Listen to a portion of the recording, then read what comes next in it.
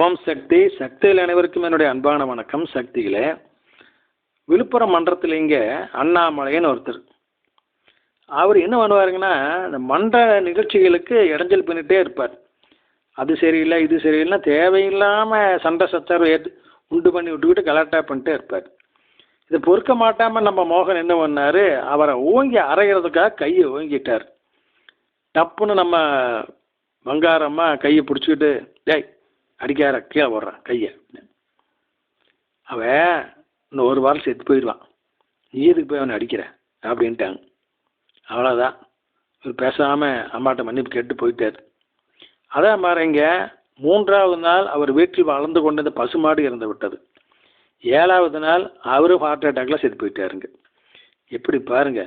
அதான் மன்றத்தில் போய் தேவையில்லாமல் கலாட்டா பண்ணுறது, வழிபாட்டுக்கு இடைஞ்சல் பண்ணுறது, குறும்பு பண்ணுறதெல்லாம் கூடாத. சக்திகளே, ஓம் சக்தி.